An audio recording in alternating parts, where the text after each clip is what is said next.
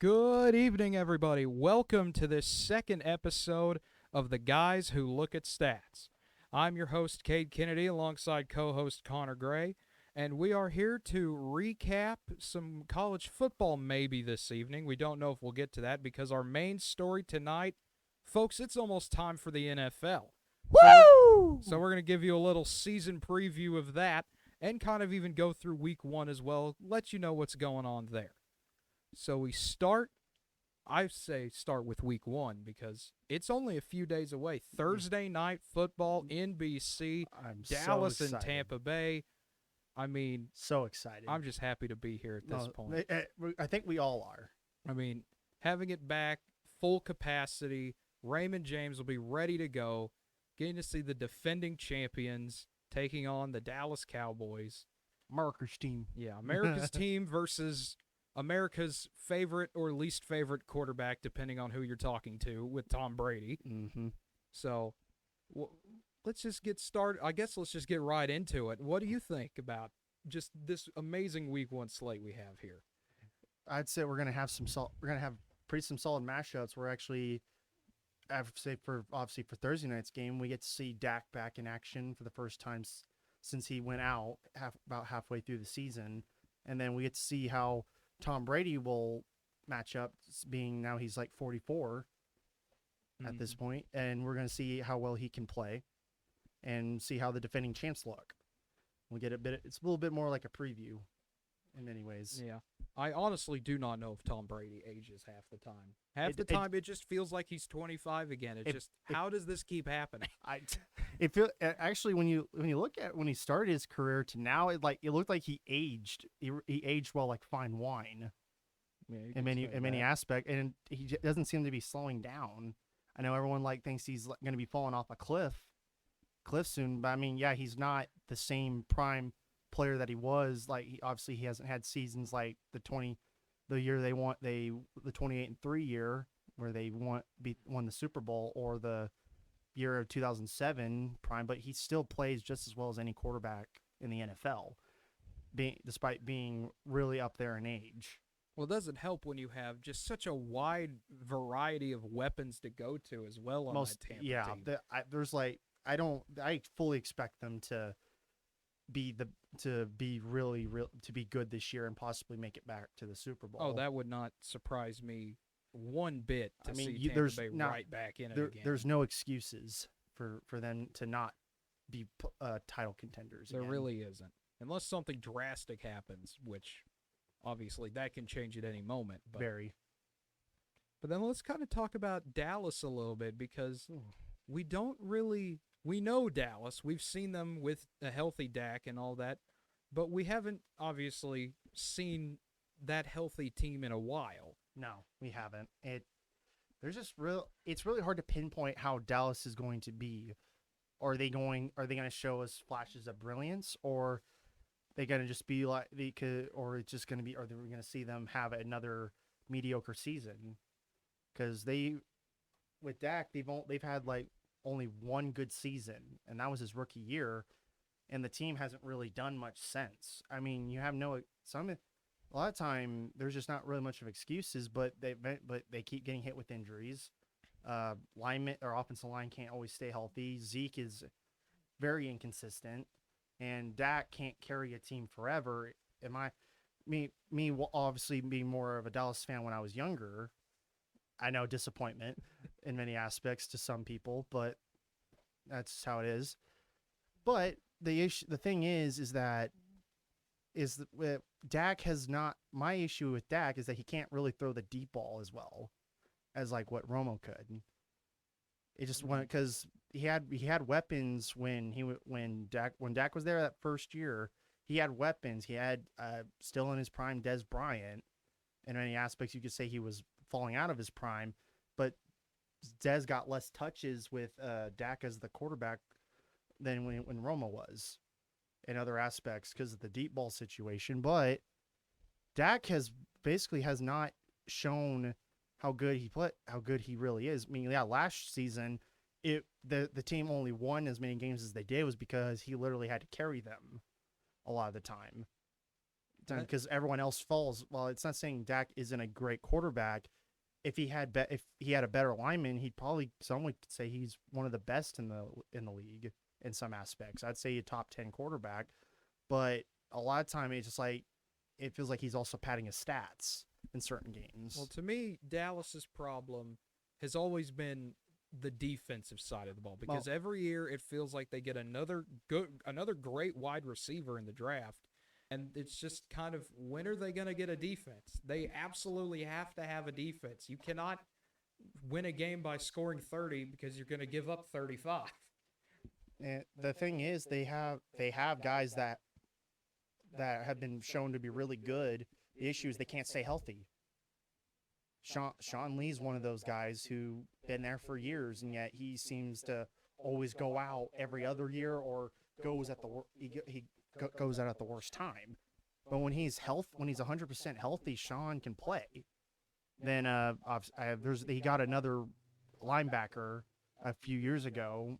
I know he has the collar pad. Yeah. I forget, was it Van Skur or something like that? Yeah, Van Der Esch or something like that. Yeah.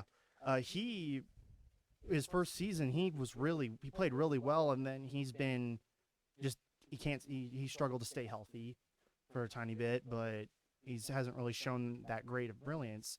They're inconsistent in a lot of their areas. They used to have a pretty solid defense, and over the years they kind of just slowly have gone downhill. Because guys can't stay healthy, and they just the players just aren't as good as they thought they were. Well, I guess that kind of comes back to my point a little bit is, if that's the case, I mean, obviously it's true. You have guys who keep getting injured and things, but I would think you'd want to invest more in some depth then, draft some more guys on that side. But it always just kind of baffles me because I'm like, okay, this is the year Dallas is going to pick defense. Nope, they picked a wide receiver. It's Jerry Jones. Well, what do you expect? I Jerry expect Jones and his something. With Jerry Jones literally in control of almost everything, especially on the general manager level, and he's not going to give that up.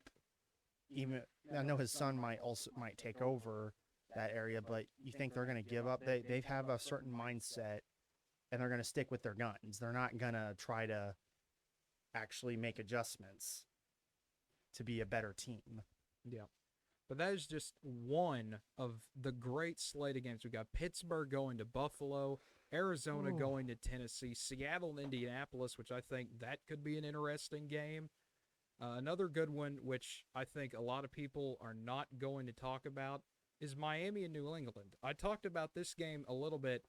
If you're an Alabama fan, you're going to love this game. We get Tua versus Mac Jones. There might be a lot of points scored in this one. Just there's so much talent on both of those teams. Mm-hmm. We finally get to see Mac Jones finally start. Yes. But we'll see, can Tua be better than he was last year? Yes. Because they had, obviously, Fitzpatrick was there with Miami last year. You don't really have much of a second guy to really go to. Tua showed flashes of being good, but then proceeded to struggle the very next game. And he was inconsistent. He couldn't, he'd have maybe a couple games where he would play well, and then all of a sudden he can't do anything, so they have to bring Fitzpatrick in. But now, can Tua step up and be the guy in Miami?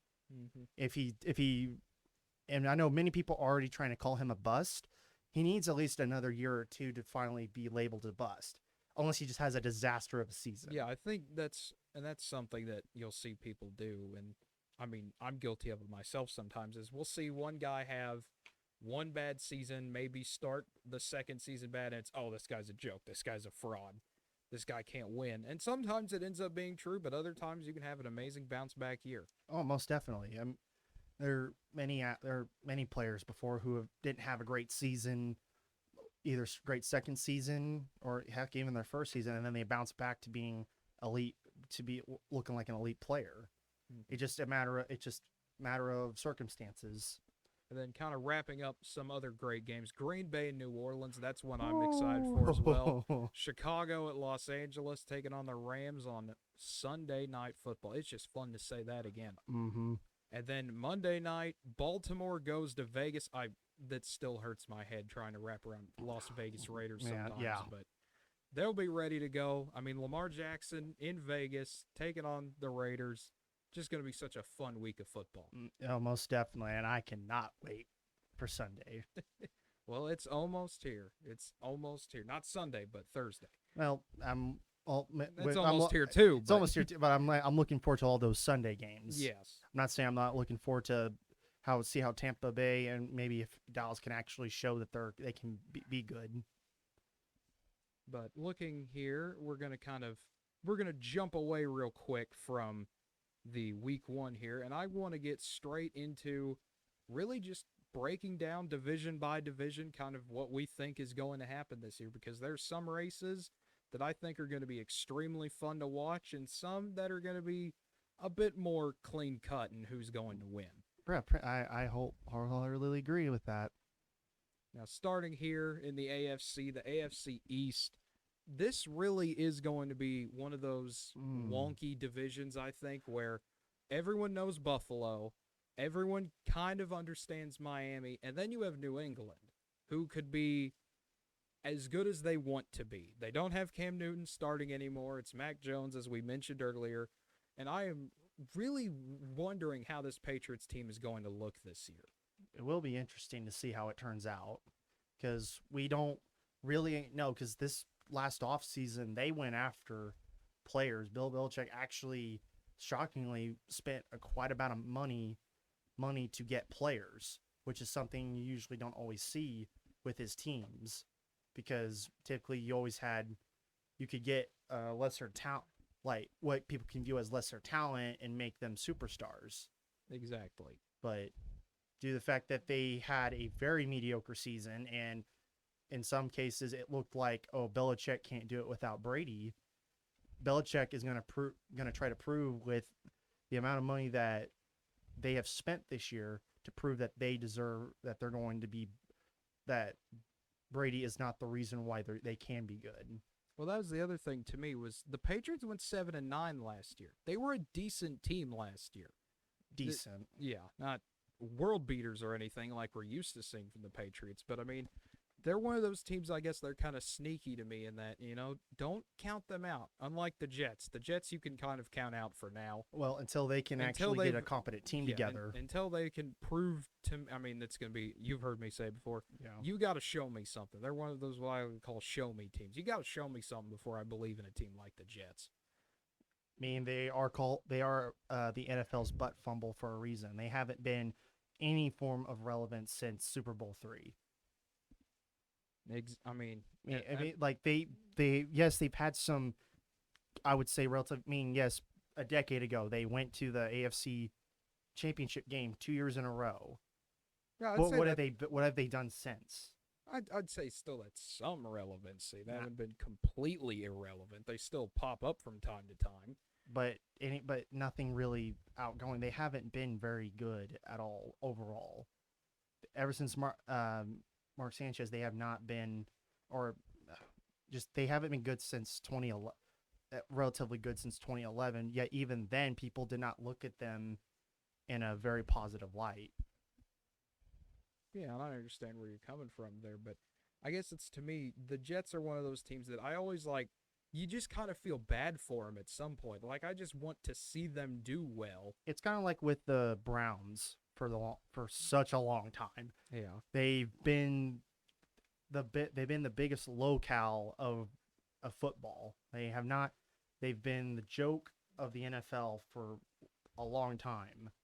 And now, obviously, since 2017, people are like, oh my goodness, they actually can be, if they actually are finally understanding what competence is. Yeah. I mean, when you go out and make good picks, relatively, obviously, Baker Mayfield, despite being the number one overall draft pick, obviously, he hasn't been like the megastar like some other quarterbacks, but he does enough to help the team. But let's just we'll get to the Browns shortly. We'll get to the Browns here in a few minutes, but just kind of talking about Buffalo and Miami, I really do think that is the matchup. That is the AFC East now, which is just still weird to think about, but I honestly think it's the Bills this year again. I mean, just Josh Allen and that team is just so much fun to watch. That offense is good. The defense is good. Miami still has some things to prove on the offensive end, in my opinion. Like you mentioned earlier, can Tua stay consistent and all of that? So I think Buffalo takes the AFC East. I would agree with that. And like these other teams have, like the other, obviously with Miami, New England, Yeah. you got a little more to prove. Maybe you can actually compete with the Bills, but the Bills just too much power. Yeah. The Jets, I think Zach Wilson will probably have a better time. I mean, you don't have Adam Gase there, therefore you'll do a lot maybe do better. But I think instead of like barely winning any games, I think the Jets will probably win maybe 4 or 5. Yeah, I could easily games. see that happening. They obviously nothing noteworthy, but it's going to be an improvement. I think it will be an improvement. I think so too. I mean, you look at they definitely have some winnable games at Denver. You get the Bengals. You go to the Texans. You get the Jags. You have some winnable games in there, and the Panthers as well. That's their first game of the year. I think that'll be kind of entertaining, seeing Sam Darnold go up against the Jets. That's definitely going to be in it. I mean, that's another game we didn't even talk about in Week 1. That's a fun storyline to follow. But moving on to the AFC North here, this one definitely is a 3-team race. If we were talking about last one being kind of a 2.5-team race, depending on where New England is at, this one is most definitely a 3-team race with Cleveland, Pittsburgh, and Baltimore. I mean, all credit to the Bengals. They're still rebuilding. They're getting there. They have the guy I think they need at quarterback in Joe Burrow. We saw that last year until he got injured. Yeah, that was with the one thing with Cincinnati. That was that was eventually going to happen where he was going to get injured because that offensive line was not protecting him. No, it's at all. not a But good offensive line.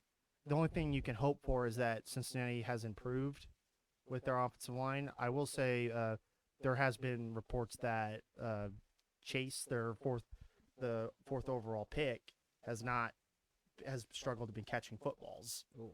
So if you just wait, so in a lot of cases, it's become so concerning that the fact that there's been a report on it that he's struggling. You can't do that. You're a top 5 draft pick. You gotta show that you are worth that.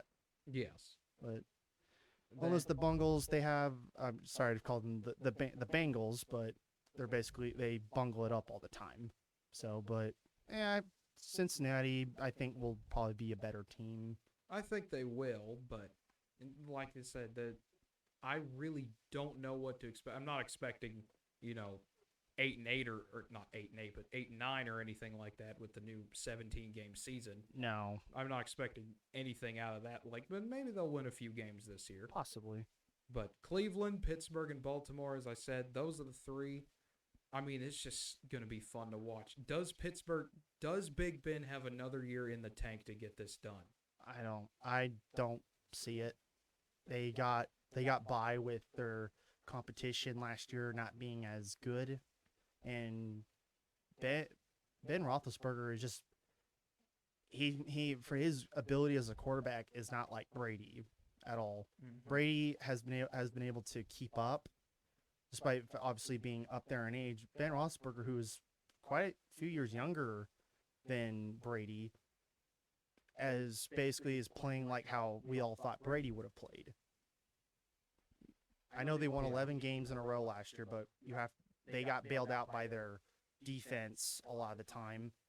Ben didn't really do anything, and Ben shouldn't have been paid as much money as he got on that extended contract because he got mad because they got a quarterback in 2017 for Mason Rudolph. And I still think Rudolph will be his replacement by the time when Ben finally decides, you know what, I'm hanging it up. This last year, if Ben does not show any improvement, I just can't see how they keep him as the starting quarterback. Well, I think it's kind of one of those, he'll be there as long as he wants to be there. And it's one of those things where he's just kind of a legacy guy. He's just going to be there and always be the starter, it feels like. But even if he's not that good. It's the wrong mindset to have. I agree, but that's how I see Pittsburgh. Kind of like New England was with Brady, where even if Tom Brady was bad for a year, he would still be the quarterback there just because of what he's done. You have certain players who will do that. That even when they decline, they're the face of the franchise that they're going to be there forever, regardless of whether they're good or not. But eventually it's gonna. I'm sorry, but if your ownership and Mike Tomlin, you gotta. I don't care what he's done for this, giving you 2 Super Bowls and been a good quarterback through all those years. You got to move on. It's time. You got to know when to move on. Yeah. Even if he doesn't want to move on, you have to. Yeah. Sometimes you got to cut. I understand you can keep him on board. You just got to let him know you're probably not. If you don't show that you're worth the contract, the extension we gave you, we're gonna replace you. And he'll have to learn to take it like a man. Exactly. But I mean, Pittsburgh, I still think they'll be pretty good. They still have the defense from last year. Yeah, they'll still be a playoff. I think because of their defense, they'll still be in the hunt for a playoff spot. But it comes down to, does Ben improve or do you replace him? Yeah, that will be one of the questions. The other question is offensive line. Yeah. Their offensive line, not the best in the world, but I mean that comes down to, like we kind of mentioned with the Cowboys. I would think, we're going to get an offensive line, but no, we draft Najee Harris instead. Yeah, that was a very bad decision. I don't think Najee Harris. Well, then again, Najee could have been picked out in the second round by another team. Exactly. And you needed a new running back because you lost James Conner. Mm-hmm. But that's really that really just comes down to a lot of other moving parts because James Conner was, despite he had an occasional issue of hanging on to the football, he was a lot better than what people think. The problem was that because with Ben basically running the offense, he wanted to throw the ball all the time. So that kind of hurt the run. That hurts a lot of the run game when your quarterback doesn't want to be a team player and let's actually run the ball a little more, because it takes the heat off of you and you can make less mistakes. Because if you settle a ground threat, you'll be good. But now, because we don't really know how their offensive line will truly be, because obviously you got many of their veterans are gone now, and you basically have new guys that you're replacing. How do you expect Najee Harris to really do anything? Yeah, that is something that I really kind of want to see from Pittsburgh, especially week 1. How are they going to react the first few times where, you get pressured, you get blitzed, things start going wrong? How are they going to react to that? But, of course, now we get to my team, Cleveland Browns. I'm excited. I am very excited to see how this team does this year. Excited to see Baker Mayfield, Nick Chubb, Kareem Hunt, seeing Beckham back as well this year. I think this is going to be a really fun team. I'm not going to say they're winning the Super Bowl or anything, obviously. You're going to have to get there first. Yeah, we're going to have to get there first. But, I mean, I expect to see them once again in the hunt for the AFC title. I expect them to obviously be playoff contenders. Yeah. But I know like last year was a really great year for Cleveland. Kareem Hunt, Nick Chubb were very key into taking a lot of pressure off of Baker Mayfield, so Mayfield actually could throw the ball, and actually so he didn't have to throw the ball as much, because his first year there he threw the ball more than he would have liked to in some aspects. But with Nick Chubb and Kareem Hunt being right there for him, you actually get to be you'll take a lot of heat off of him. You take a lot of heat, and you have to worry about, we got to stop these guys. Exactly. Because Baker's not your main, I don't think is your main threat. He's probably your third threat on the offense, because those two guys will. Well, I think it's one of those kind of rotating door situations where there are going to be some days where the run game gives you more problems than the pass game does. And there are some days you'll go up against a very good defensive line where Baker's going to have to make those plays. And most of the time, he does make those plays. For a little bit of the good portion of the time. Yeah, I'd say 80-85% of the time. Which is I still really don't see as much. I'd say give you like 75.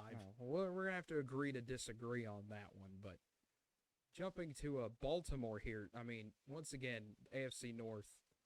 just, my goodness, the talent they have there. You got Lamar Jackson, you got Mark Andrews at tight end, who I believe he was in contract extension talks the other day. You've got just such a good team there. They can run the ball, they can throw the ball, they can do pretty much anything they want to do to you on offense. And defense, I mean, they're obviously not bad either there.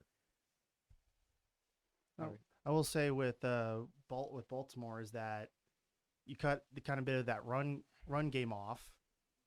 You really don't know what Lamar isn't as effective as a passer as he can be, but he's shown that he's a way better passer than he started out. He's been most improved. Exactly. He definitely has improved. And I think that's the key for most of these dual threat guys that come into the NFL, and they never really learn how to throw the ball. They just kind of think I can get by running the ball. But in the NFL, it's a lot different than college. You're going to have to learn how to throw the ball, and Lamar has done a very good job adjusting to the NFL, making the throws he needs to make. I mean, they could just bully people with that RPO game too. Oh, most definitely. Though they lost a great, they traded away a great lineman in Orlando Brown. Yep. To whether they free up cap space and also they had a little issues with him because he didn't want to move.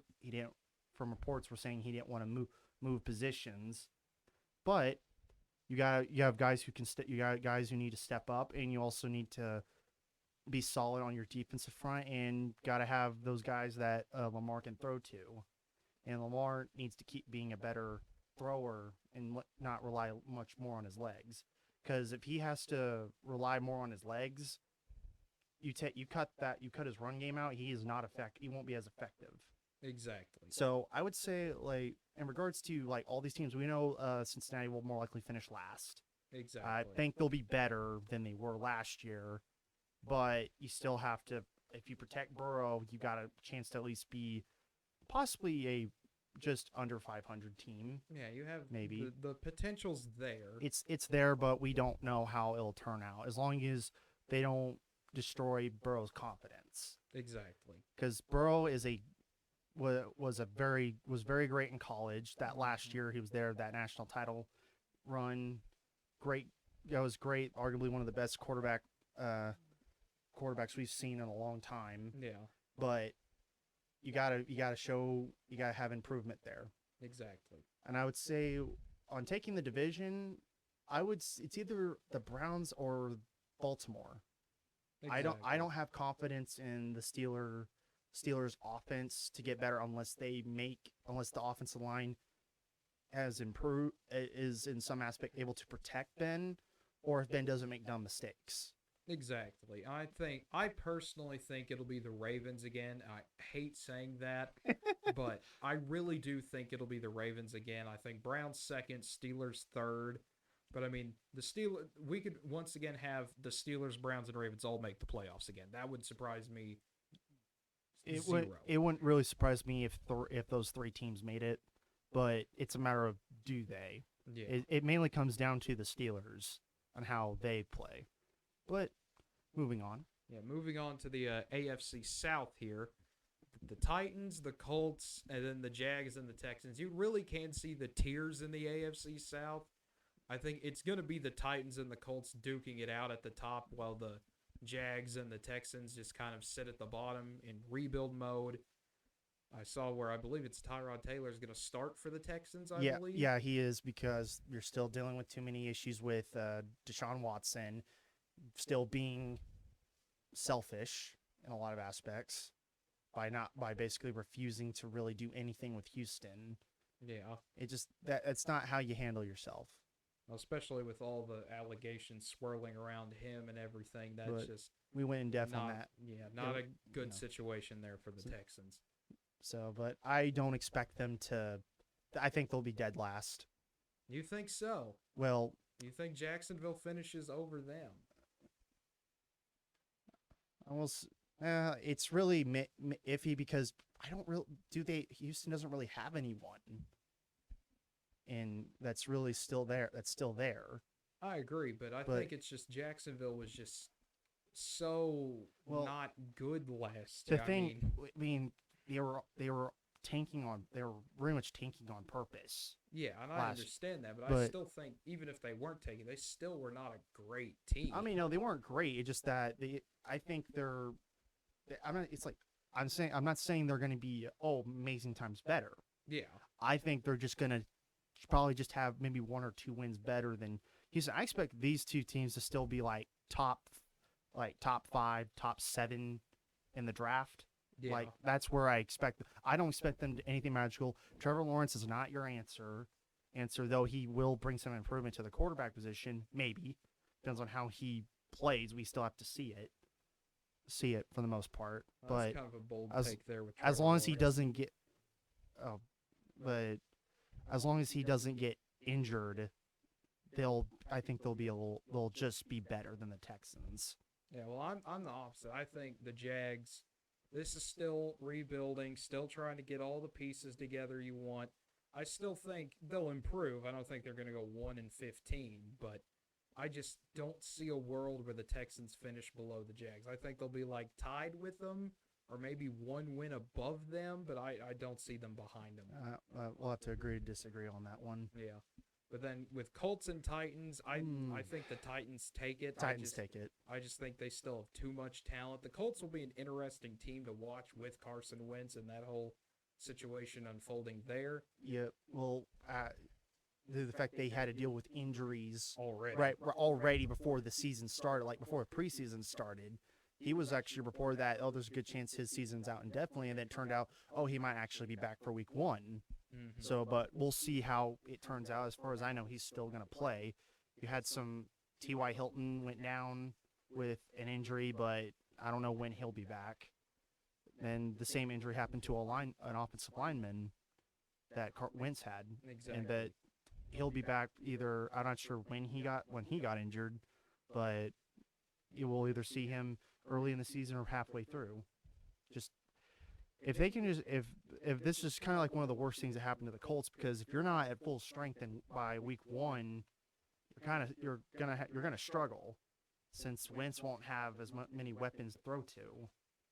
Exactly. Versus a lot of others. But while the Titans, Tannehill doesn't have to do much to win games. He really does. many I mean, aspects. you have Derrick Henry just kind of You right have there. You have King Henry. Yeah, I right mean, there. You just give him the ball a few times a game, and you can usually be pretty good. Mm-hmm. I mean, he'll just throw people out of the way like they're nothing. Yeah, that's true. But I expect Titans to easily take the division without as much threat. I think Colts have a chance to be one of the wild card teams. The Colts really, to me, they're the only threat to Tennessee, but even then, I still think they're not going to beat them. As long as Derrick Henry, Tannehill don't get hurt, and most of their starters stay healthy, they should easily take the division. I expect them to maybe win probably like 12, 13 games. Yeah. Because obviously with the extended season, they could get an extra win. It's either going to be, if it was just a regular 17-week schedule, I'd say they probably win 11 to 12 with 4 or 5 losses, just randomly lose to teams they shouldn't lose to, or drop one to the Colts. Who knows? But all right, moving on to the AFC West here. I mean, this one's Kansas City and everyone else. This is not real. This is not really. Go Chiefs! No. Yes. This is not really a. I mean, there's no real decision to be made here. I mean, the Broncos are still in rebuild mode / whatever you're doing. It's like a semi rebuild. They haven't committed to a rebuild because they think that they can still compete, but also like, do we actually just drop it to go get some extra talent? And then you have Vegas and the LA Chargers, who they have moments, but they just can't put it together for a full season. Mm-hmm. I mean, the Chargers especially. I mean, that's just a team with a history of fun moments and then extremely mind-numbing moments follow right after. I mean, we saw this even last year. Justin Herbert would play a great game, and then get down the field, and the defense collapsed. and the defense would collapse, or they'd get down the field to make a drive, and then they'd miss like a 35-yard field goal and lose a game or something. Special like teams have been the worst to many of those Chargers teams when Phillip Rivers was there. Yeah. And I'm worried, like, just as a football fan, I mean, as a Kansas City fan, I hope it keeps happening. But if I'm just looking at from a football fan standpoint, the Chargers, if they can just fix certain aspects on the special teams, just get a solid kicker, and actually a good kickoff team, a kickoff group, they actually would be pretty. They actually would have been very deep playoff runs in decades over a decade ago. But now it's just like if you got to help Herbert out, because Herbert was a lot better than I thought he was going to play when he got drafted by the Chargers. I was not high on him, and then he showed that he can still play, and he played, I'd say, decently against the Chiefs when they played him. But I still don't. I don't expect much from the Chargers unless they can turn their luck around in regards to certain aspects of their game. Raiders are really the only you could say threat to Kansas City, but in heavy quotations.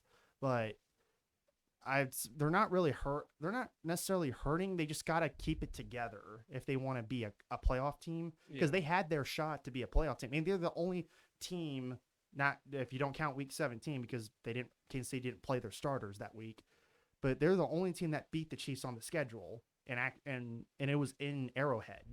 Yeah. So that was one of those things. It was like, wow, that Raiders might, and then Kansas City broke them when they went to Oakland.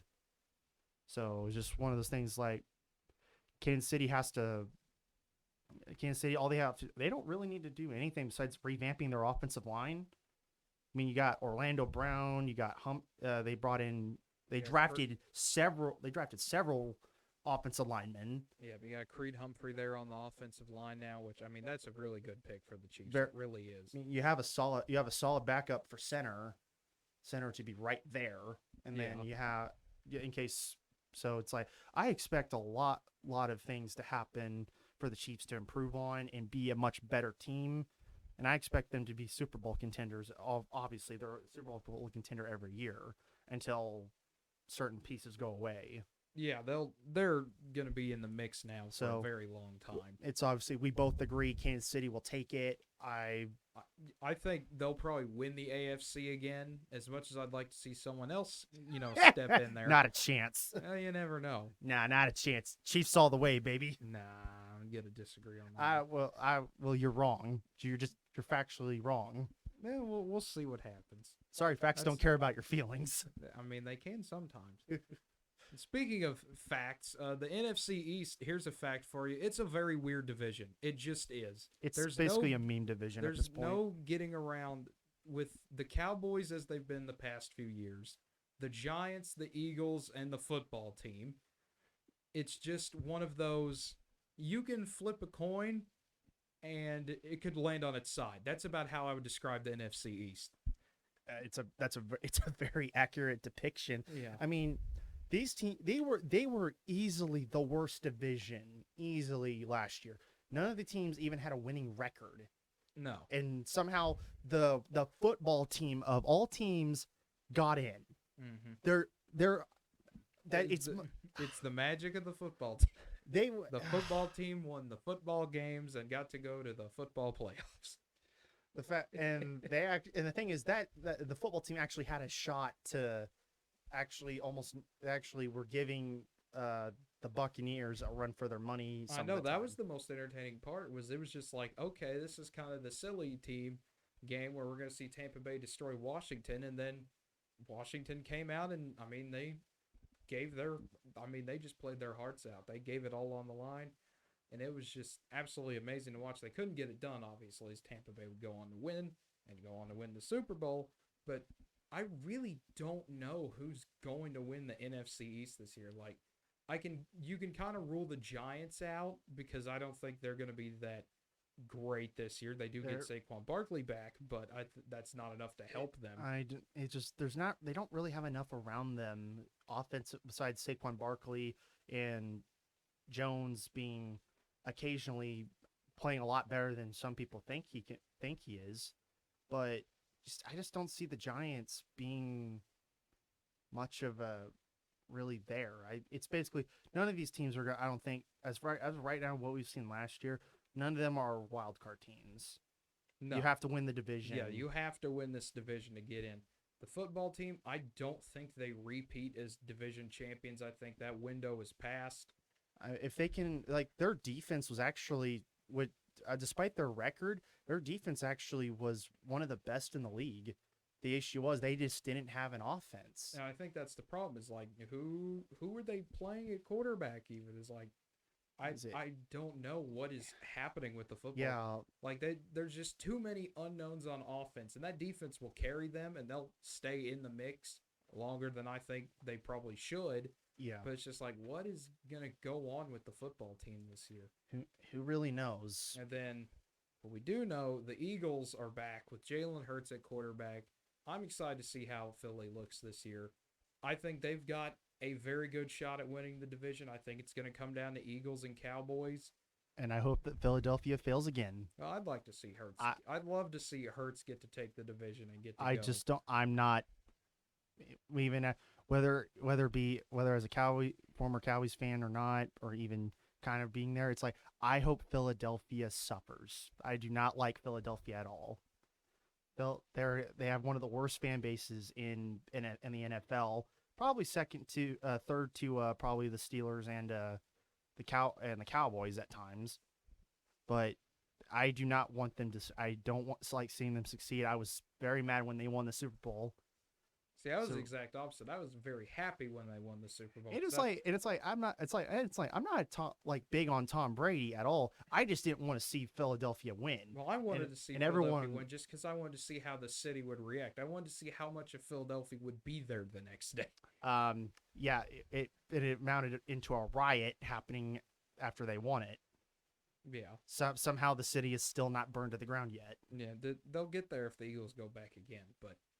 I mean, they've got a potential to win the division this year at least. I think they've got. I mean, Jalen Hurts, he comes in the last few weeks, looks competent at quarterback, which is really all Philadelphia was asking for by then. Just someone who can not get injured and can run the ball, and he did both, pretty well, I would say. And with some very degreeing of successes. Yeah, obviously you're not going to get some games. You're going to go up against stronger defenses than others, but. In the games he needed to play well, I thought he did a decent job. Objectively, I do see them being a little better than they were last year.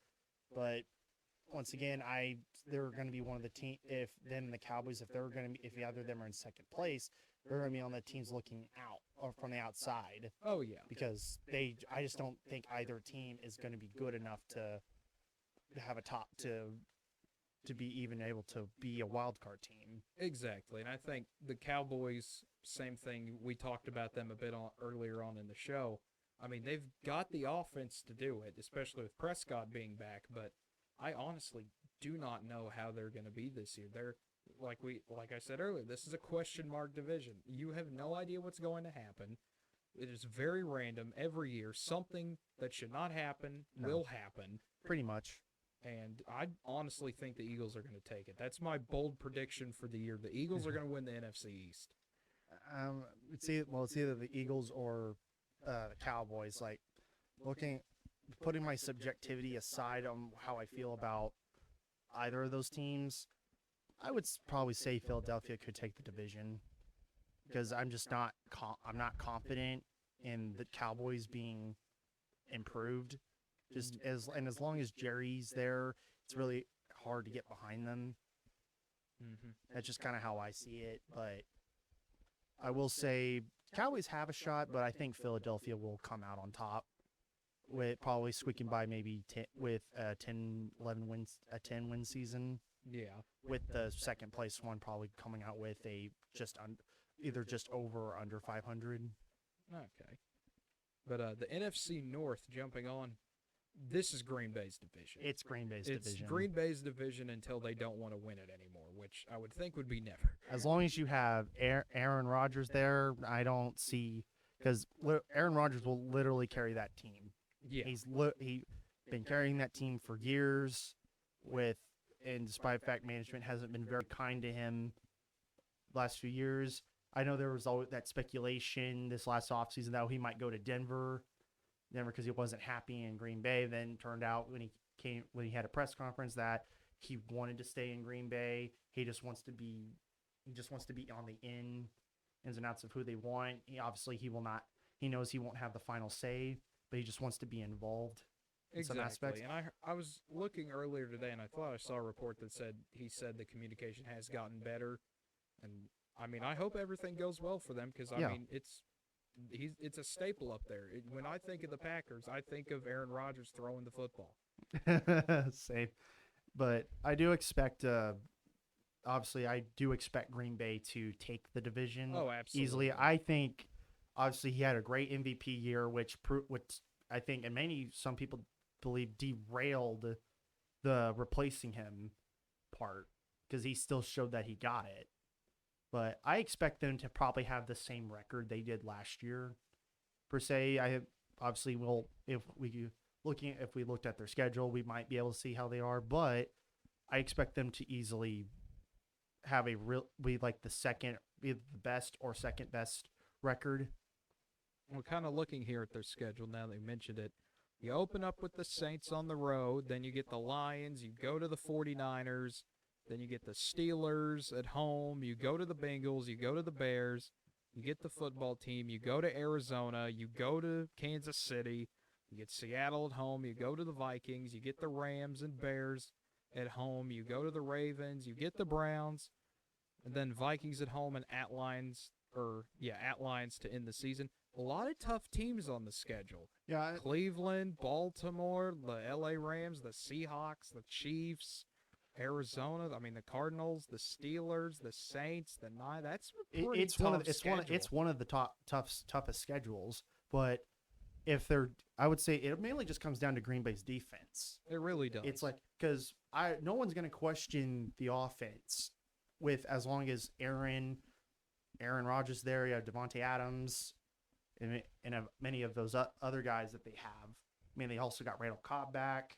So, I mean, obviously Randall hasn't been the best outside of Green Bay, but I think Randall still adds a bit of aspects that can help Rodgers out. But there's no question of how good they are in offense. It's a matter of can their defense just be competent when it matters. Yeah, if they could just bend but don't break, basically they'll be fine. I think they'll at least. I still think they lose at most. They lose maybe at the most games they lose 5 games. Yeah, I think at the minimum they lose probably 3 or 4. I know that's not much of a number, but I think 3 would be your minimum, and you lose to probably the better teams on your schedule. You're probably the 3 better ones. But that's basically how I see it. But I mean, to me, the real guessing game is where do you go 2 through 4? Because Minnesota and Chicago, I think, are kind of you can flip those around between 2 and 3, and then Detroit at 4. Yeah. But I mean, even Detroit with Jared Goff, who knows what's going to happen there? There needs to be stability in Detroit. And you need to have they just never have gotten better players. I mean, you had Stafford there for years, not able to really do anything. They made the playoffs, but they even made the playoffs. It's been a while. It feels like they even then they still haven't won a game, or they've Stafford, in my opinion, is a lot better. He just needs weapons, and also you need to have a competent defense. Mm-hmm. If you had a relatively good defense, and you had a couple of weapons for Stafford to mainly work with, they probably at least finish behind Green Bay every year. Yeah, just behind them. But obviously, you still have Minnesota to deal with, and the Bears might try to show competence, but even then, it's like who really knows. I still don't think Detroit will really do anything. I think they'll still be one of the worst teams in the NFC this year. They'll definitely be fourth. I think I don't even see them winning even 5 games. Ooh. I know I'm being harsh, but you got to show me something. You got to show that you at least can have a competent season, even if it's not a winning record. Yeah, You have to show that you can play. exactly. And I personally think we might see Chicago in second this year. I mean, you've got Andy Dalton, you've got Fields ready to come in whenever that time is. Whenever that time is, he'll get to come in, and that'll be fun to watch. But Minnesota at 3, I think, with Cousins and that offense and everything. I mean, they're good. Don't get me wrong, they're good, but they're not good enough. Like the team itself is not elite. Kirk, I know he has his problems every now and then. Like people say he can't beat a top team. He's done it before, but he's lost to many good teams so often that obviously he gets that label. But there's a reason why he gets paid the contract that he does. He's better than what people think. But I don't think. But that's not saying that he's a lot. Like I'm saying he's real like top 10 quarterback. He's at most maybe a top 15, top 20, or something like that. But he does enough. But it comes down to can every aspect of their team play well. Exactly. But obviously their defense is not the same as it used to be when they had that run with Case Keenum.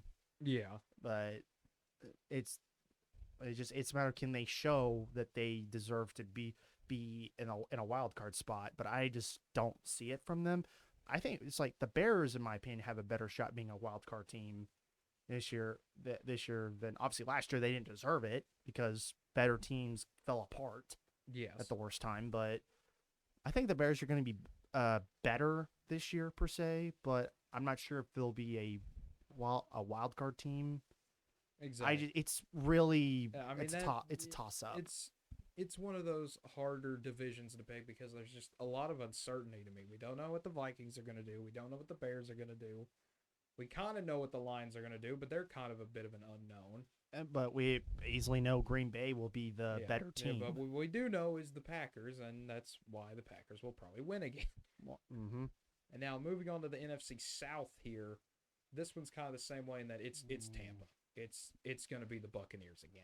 I mean, literally every other team in their division is not either has fallen apart, lost a lot of key players, or it's uncertain. I mean, I mean, the Saints, you no longer have Drew Brees. It's Jameis Winston time. That will be an experiment. The only thing you got to hope with the Saints, he doesn't throw 30 interceptions again. Or if he does, you hope he throws 60 touchdowns. You better hope he has one of the greatest seasons ever offensively, but to counter that turnover issue, that's the only way you're going to able to actually get past anything as for right now. But I expect Winston to be, because he's not in a Bruce Arians offense format, it might change. The issue with Bruce Arians is that you have an issue where you can have turnover problems. Yeah, it's a very pass-happy offense at times. Well, it is when that offense works, it will kill you. But when it doesn't work, we saw what happened to them the year before Tom Brady got there. Yeah, you have the 30 turnover year. Yeah, so 30 interceptions. So that's the biggest problem. But I'd say I think he'll be a lot better than that last time we saw him start. I won't say he's not going to have amazing touchdown numbers, but I think he'll have a less turnover happy problem. He won't have that issue. I think so. In a kind of more balanced offense, they'll be able to kind of rein him in a bit at times. Where at Tampa he would go and throw another interception or two. I think Sean Payton will work out those kinks. I think he's probably worked them out. Where I think Winston won't have as much problems, but obviously you got to hope he doesn't go down because you don't want to go to your hybrid receiver. Exactly. But I think the Saints will probably be that number 2 team in their division. I think so. I think Carolina and Atlanta is kind of an interesting who's going to be in the cellar there because I honestly don't know. It could be Carolina. I'm not high on Sam Darnold at all. No, I'm really not. I mean, after what happened with the Jets, in many cases that was not entirely his fault because you had Adam Gase's coach. Yeah. And the way they just set up that stuff through the 2 years he was there, way management handled things, way Gase carried himself, and how he ran that offense and defense. It was bound to be a disaster no matter who was the quarterback. But I think Sam Darnold's confidence as a quarterback has been crushed to the point where he just will just do the bare minimum. I think so. I mean, Atlanta, at least you have Matt know a Ryan. little bit more about Atlanta. You got Matt Ryan. You've got that offense there. I mean, you've got weapons still somewhere. I mean, Yeah. Atlanta's one of those teams that even when you don't think they have something, they have something. Yeah. It's just, is their defense going to do something? What else is going to happen? I think that their defense in a lot of cases are the reason why they haven't done it. They haven't done as much, but obviously you brought in. I think Carolina did bring in some good, some quality draft talent. They brought in Chuba Hubbard, all that. I know Chuba didn't have a great college last year that he would have liked, but when you're basically injured the entire while playing while injured most of the season, because that's the issue. He was just not at 100% the whole time, but he still, when he was able to play well, he played well. But I think due to the fact you have some Carolina, I think will not be that bad. I think none of the teams in that division will be terrible. It's just a matter of who's just not last. I think so. And you have Carolina, in my opinion, has too many problems in every other aspects of their offense and defense. I mean, if you don't have a solid quarterback, you're kind of screwed. That's where Atlanta does have an issue with, is they don't have a quarterback issue. They just have a matter of, can their defense not mess up? Yes, that's been the problem with Atlanta. It feels like forever, is when are they going to get a good defense? We don't know. All I know is we keep waiting for it to happen, and then I expect the Panthers to be in the bottom of the division. Yeah, I expect Atlanta 3, Carolina 4. And the Buccaneers cannot mess this up. No, It's like there's no way you don't lose this division unless everything falls, unless all your superstars get injured. Unless you get a bunch of injuries or New Orleans goes on an absolute tear, which, I mean, could happen. We've seen when they get hot, they can still get very hot. I mean, you still have Kamara, and you still have Michael Thomas. Yeah, you've still got guys there, obviously. So I still think the Saints will beat this 2 team with a chance to make the playoffs, maybe. But it just we'll see how it is. But the Buccaneers all the way for their division. Exactly. And then finally at the NFC West, man, who knows? Who knows? I mean, this is the exact opposite, I think, of the NFC East, where it's 4 teams that are a bunch of unknowns that we don't really know how good they'll be. The NFC West are 4 very good teams that we know a lot about, that we all expect could easily win the division. Sadly, one or two of those teams will not make the playoffs. Exactly. Someone's not going to make it, even though they probably should deserve it over some other team, but that's the way the cookie crumbles, at least in the NFC. Actually, I really want to talk about the Rams, due to the fact they made a huge trade to get Stafford. Exactly. I mean, I think that's a good move in my opinion. Goff at times, he had some brilliant games, obviously. Oh, yeah. But, I mean, Stafford brings you that consistency that every single week you know what you're getting out of Stafford. The thing is with Goff is that Sean McVay, because of how good of a coach he is and how he has that team, a lot of that covered how bad Goff really kind of was. I mean, yes, he had that one year where he went off, but that was because it just worked together. Something happened. While as obviously this last season, it showed Goff was really regressed after that Super Bowl. People figured him out, and he could, and Goff didn't know how to adjust. Sean did his best, and then they had a confliction. They were not going to be willing to stay together, so they got Stafford, who is my opinion, a much better quarterback than Goff was. Goff got lucky, got put on a team that was good at the time. Yeah. Stafford has been with Detroit over a decade, where he was just on a bad team. He had Calvin Johnson at one point, but Calvin Johnson left in his prime. Yeah, so they had a few good years where they had some not elite teams, but some very good teams. But I mean, they could just get to the playoffs, and that was about it. That was kind of where their ceiling was. But now he's on a team where the ceiling is championship aspirations. I think the Rams will be better. I mean, you still have that as long as you have Aaron Donald there, that monster of a man. Yeah, that defense is going to be good for a while. Going to be good for a while. I mean, obviously deserves the big bucks, which he is getting paid. Mm-hmm. All right, and then with Arizona, man, that's a fun team. Arizona's just an absolute joy to watch with Kyler Murray. You got DeAndre Hopkins. I mean, that's just such a fun team to watch on offense. Mm-hmm. I mean, the main thing there kind of was how is the defense going to look? And the defense has made improvements over the past few years. Cliff Kingsbury, I know we kind of questioned that move. A lot of people did. How is that going to work? I think it obviously could be better. Yeah. It could always be better. But I think he's done a pretty decent job. I don't think, I know some people, obviously with some people that I've listened to and you probably listened to, they're not big on Cliff Kingsbury, but I think he's a lot better coach than people give him credit for. I know his biggest issue is that, well, he's just a glorified offensive coordinator who shouldn't be a head coach in the NFL. But it's like if you saw how they were for most of last year, they were actually a good team. The problem was they would make some questionable plays, or you had an issue where Kyler just either wasn't performing like he could, or he got hurt, which that was a problem they dealt with the last week of the season, where if he wasn't hurt, they make the playoffs. Exactly. But you obviously, stuff happens. You can't control that. But obviously, if they, I think they can be pretty good on defense. I mean, you also got J.J. Watt now on that team. That's true. And you have a lot of areas to go. I mean, you have better leadership on that defense.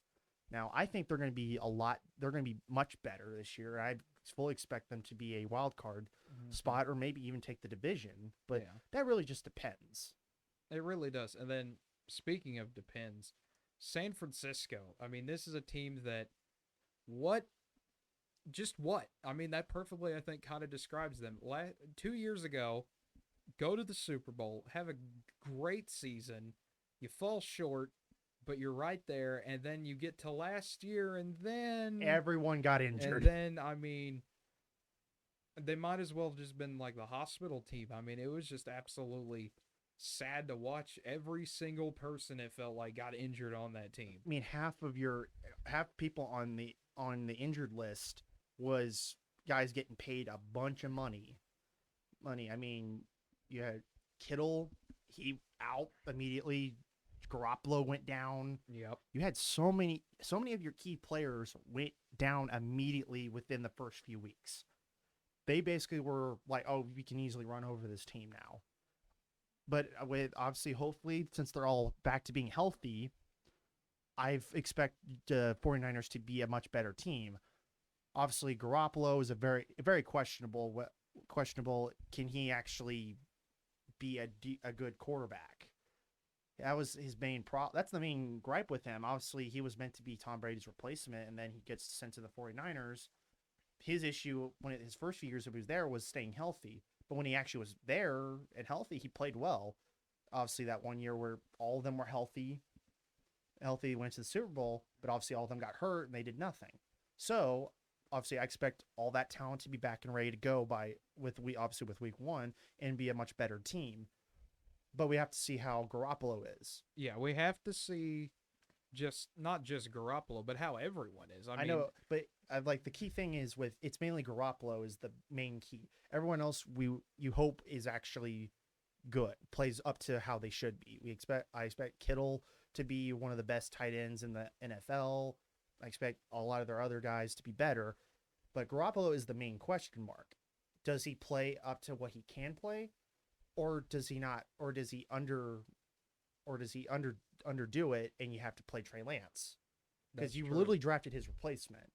Yeah, they have the replacement ready to go in case the Garoppolo experiment fails, but I don't think it will. I think Garoppolo will have a good bounce back year. I'm not going to say the 49ers win the division, but I mean they'll be in the mix easily. Because of how stacked that division is, I expect all of them to be wild card and division favorites to win. Whether any of them are Super Bowl contenders is up in the air because you got to see how the season plays out. Exactly. I think once getting to our final team here, Seattle, they've got just as good of a shot as we mentioned with all three to win the division. I mean, Russell Wilson's back. Seattle's offense is going to be clicking once again. And I mean, the defense, my goodness, it's no longer the Legion of Boom era. That has been gone for a while. But the defense is still there. If the defense can show up and can play like it can, like because it's done it before. Last season they played a few games where they played really well. It's a matter of can they step up and play. But you also got to hope that your offense can stay healthy because you had Chris Carson who went down. I know you brought Marshawn Lynch back, but that was mainly done for nostalgia. But that's not saying Marshawn Lynch can't necessarily play. Exactly. He can still do what he needs to do. But you got to hope your starting running back, which last year was Chris Carson, to just be on his A game and not go down. Exactly. But I expect Seattle to be just as competitive as they've always been. As long as Russell doesn't have to run for his life a good portion of the time and obviously is plays like how he can play.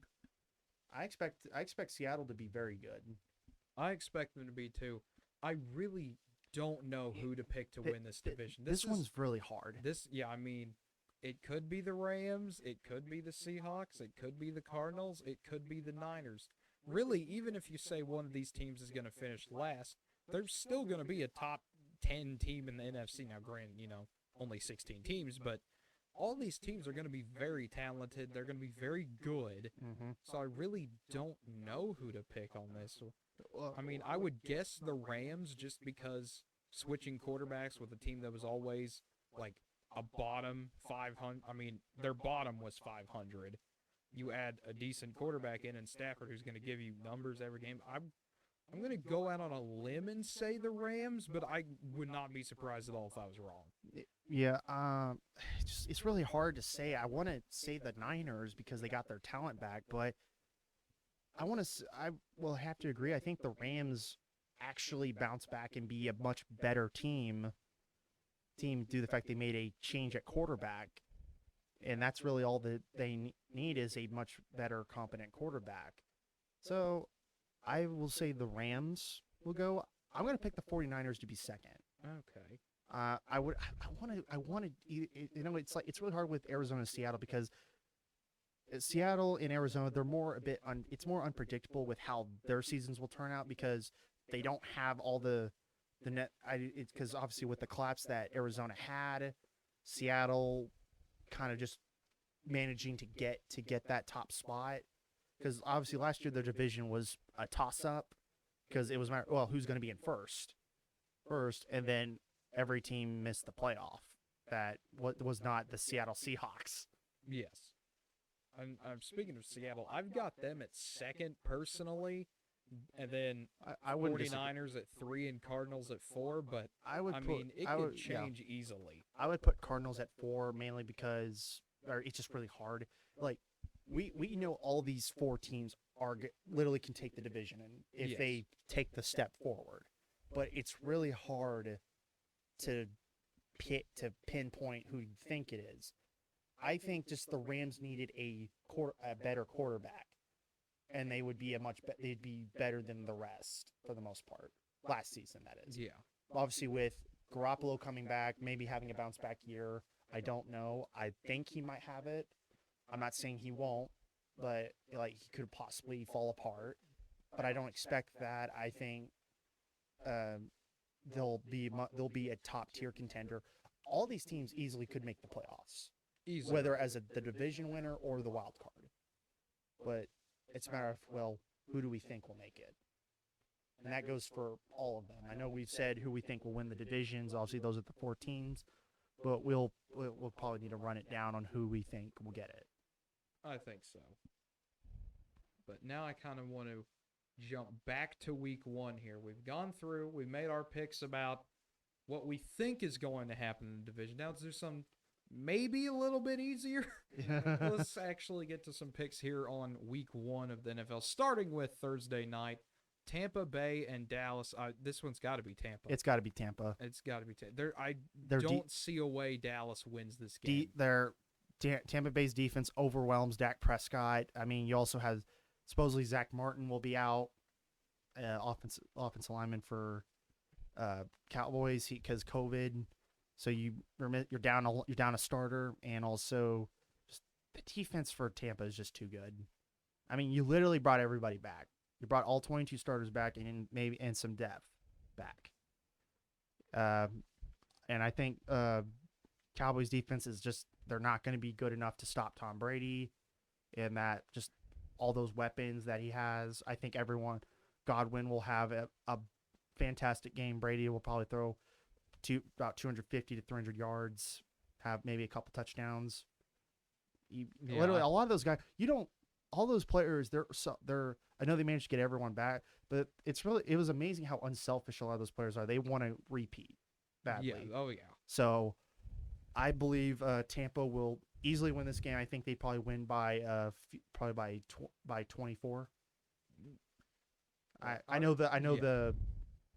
like the over under is going to be a little. Let's actually see real quick what the over under is here. Let's see here. Vegas has got it listed as 51.5 with Tampa Bay as an 8-point favorite. I think I know I said over under, but I think Tampa will beat them pretty good. I think so, but moving on to the next game here, Philadelphia and Atlanta. For me, this one, I mean, home opener, I could see Atlanta. This could be one of those games that really does hurt Philadelphia late in the year.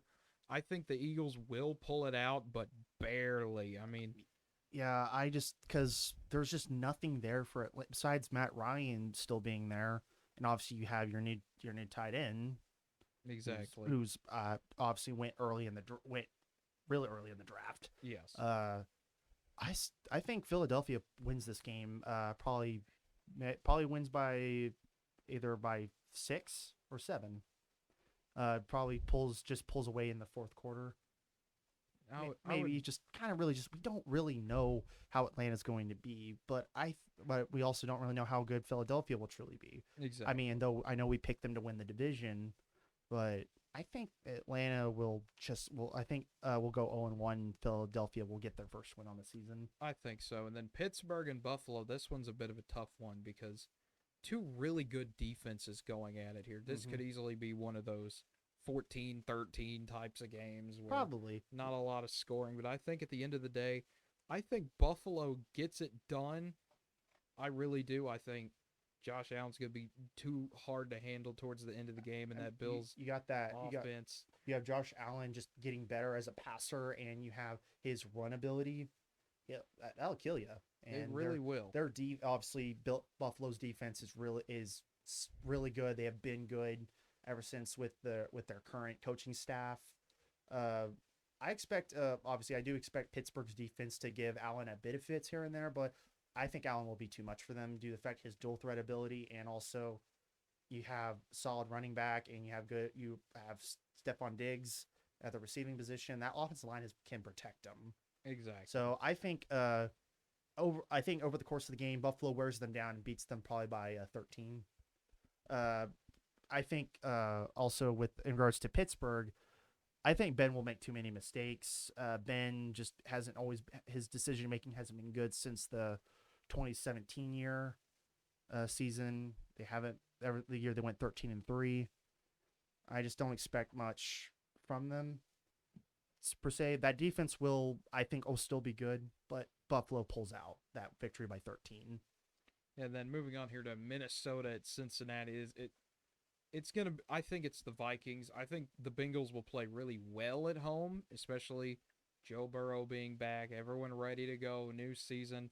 I wouldn't be surprised if Cincinnati won this game, but I think Minnesota's going to have just enough to get past. Yeah, I think Minnesota their offense will get past that Bengals defense. That there hasn't been as much improvement on the defensive side. I know they've been having some contract issues with one of their star defensive players, but they don't have enough talent on that defensive side to really overwhelm Kirk Cousins. I think Kirk will. I'd say they probably win by. I'd probably say 7. Get 7. It'll probably just be more of like a back and forth, like who can be more competent on the offensive side, because none of their defenses are that impressive. I know the defense for Minnesota is a little better, but I think Burrow improves, shows flashes that he can be good on as any other quarterback. Relatively, that's still like a few years in the league. But I think I do agree Minnesota wins this one. Then moving on here, San Francisco at Detroit. The return of a healthy San Francisco team. Jared Goff makes his home debut as a Lion. And, man, I just think San Francisco's going to get this one. This feels like one of the, not easier picks, but it just feels like, okay, this is going to happen. If San Francisco is back, they'll win this game. If San Francisco plays like how they can, especially with all that talent, and Garoppolo, if he plays up to his ability, they'll kill him. Yeah, I expect them to whip him by probably 24, 28 points. I know that's probably a little too much, but I just do not see Detroit, even with Goff or anything else they have. They're literally having to start brand new in almost many aspects. So I think the 49ers just kill them. Yeah. And then Arizona at Tennessee. I think this will be a very fun game to watch. Mm-hmm. I think Tennessee gets it done at home, but I think Arizona will hang around. This might even be one of those rare OT openers, you know. Yeah, I wouldn't be surprised by that. I think Tennessee and Arizona, they go back and forth. I know Tennessee's defense can play pretty well, and I know Arizona, they got a bit more.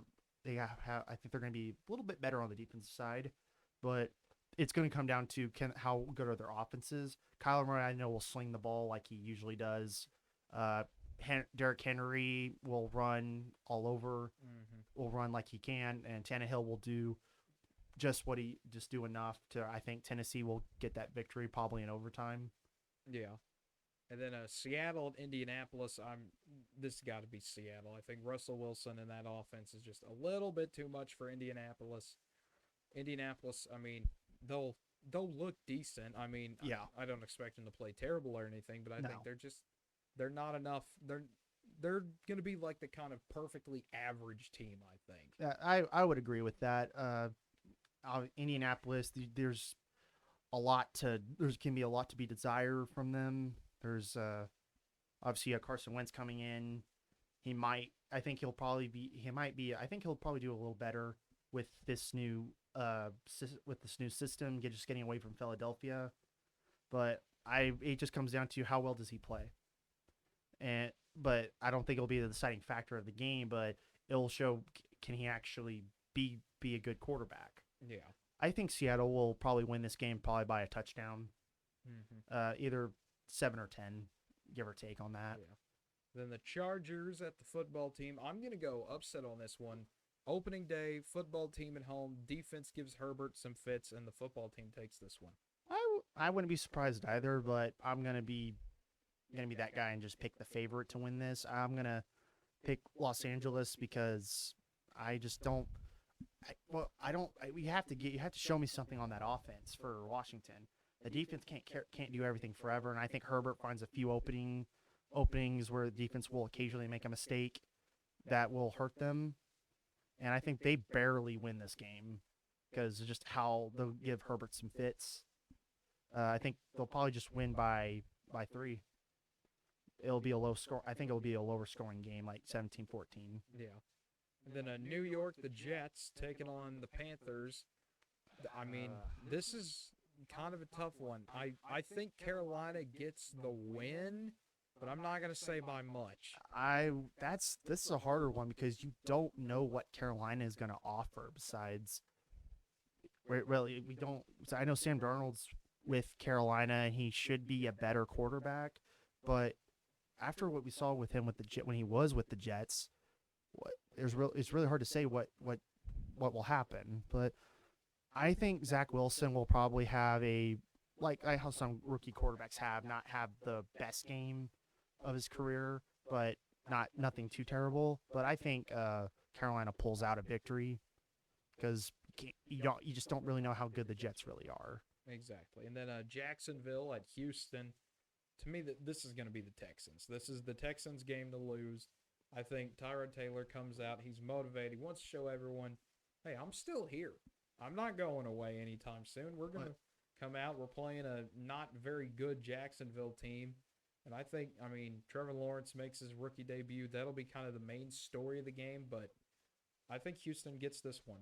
Yeah, I know I said about Jacksonville getting one over being up on Houston, but that's mainly because I'm not as confident with Houston, and I expect improvement from Jacksonville in some aspects, but I would have to agree that Houston comes out and wins that game because I think Tyrod Taylor shows what he can do in some aspects, but obviously because it's going to be the first game rust for Trevor Lawrence, I think Trevor doesn't have that great of a game like he might down the road, but I think Houston takes it by a touchdown. Mm-hmm. The next game up here, Cleveland at Kansas City. This has got game of the week potential. You got the storyline of last year. Cleveland goes back into Arrowhead for a second time in a row. Literally for them, this is their second game in a row being played here. Yeah, it is. I think they will come ready for revenge. I think this will be a very fun game. I don't think they'll win. I think Kansas City takes it, but I think this will be just like last year's game. It'll be a very fun game, minus Mahomes getting injured in this one. I don't think that one's happening. I don't think we're going to see Henne running around for 13 yards on a 3rd and 13, but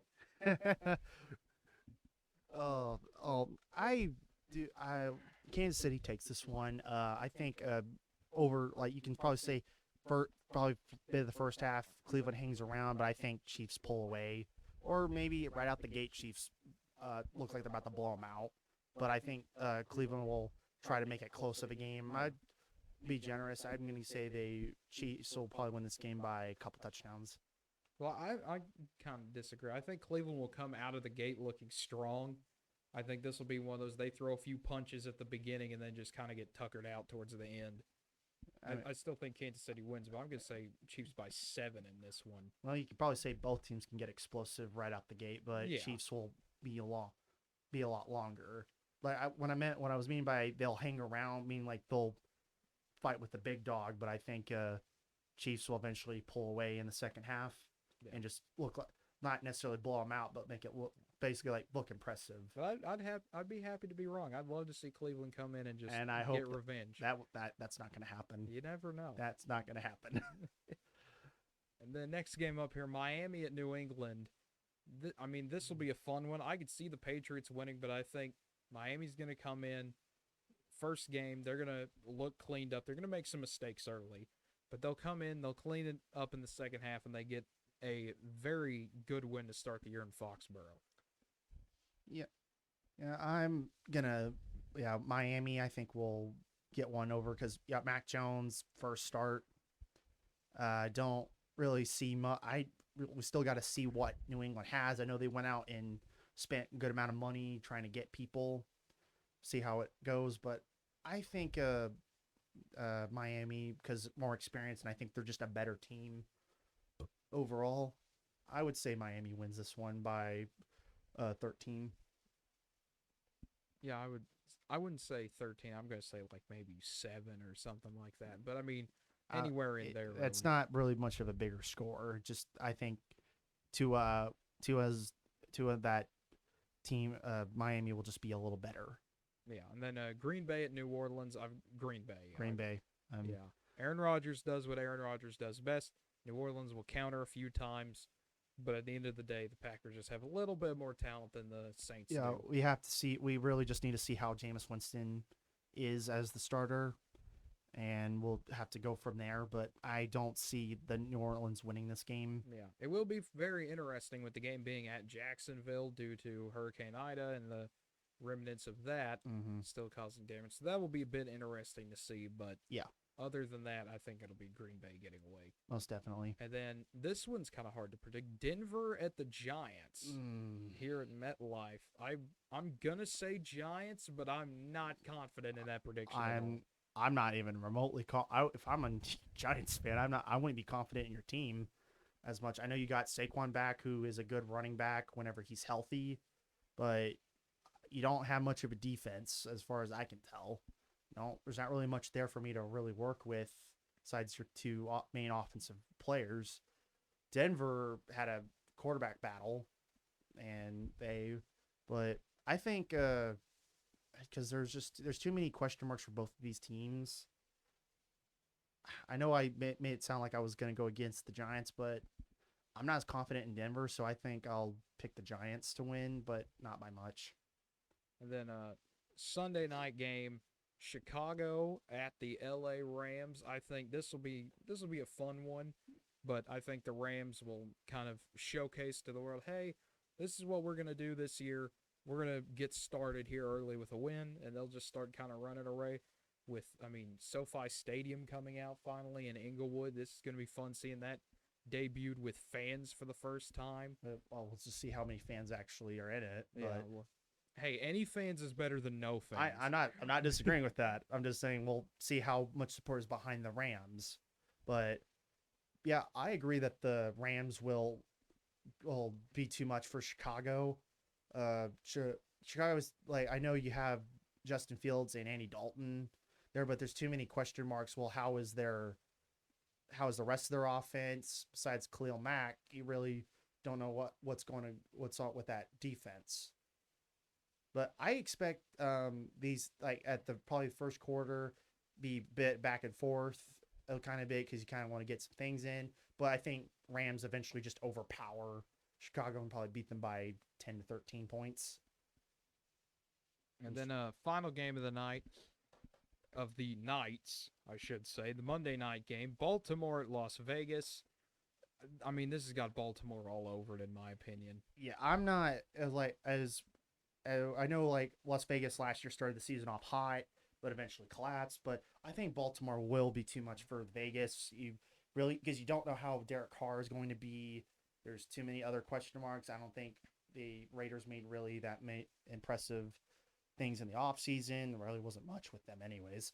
But I think Baltimore overall just runs away with it. Runs away with that game, probably beats them by a fair amount. Yeah, I really expect that the Vegas will start out hot. It'll be fun. It'll be a great start. It'll be an electric atmosphere for sure in Vegas. But the Ravens will just pound and do anything they need to do to get a win. And that's been the story of them for the past few years, and it'll be the story again this year. They'll get it done. Yeah, I would agree with that. And so that's going to do it for the NFL, at least for now. We've gone through week 1, and, no sense in previewing week 2 when we haven't even seen what happens in week 1. So take a quick detour into college football this evening. Not going to go full in-depth on next week. That'll be our Thursday show at 5 o'clock here on twitch.tv/NWTV7. But I want to go into the AP poll real quick here just to finish the show off tonight, because that came out today, being Tuesday, having games on Sunday and Monday. Usually comes out on Sunday. So I was excited to see the poll this week because I wanted to see where some of the big jumps happen. And my goodness, there were some jumps and there were some big pitfalls that we saw as well. All kind of involving the ACC in a way. Yeah. Yeah. And so starting here, Alabama is still number 1. As they should be. In other news, the sky is blue. You expect that they're number 1 until they're knocked off. That is how college football has worked. Until they show any form of signs of weakness, they're number 1, or just lose a game. Exactly. Now, number 2, we have Georgia, which I think is well deserved. The Dogs look absolutely great defensively against Clemson. That was not the game I was expecting at all. I was expecting a little bit more scoring, but they both got into a defensive battle, and Georgia's defense just looked absolutely phenomenal.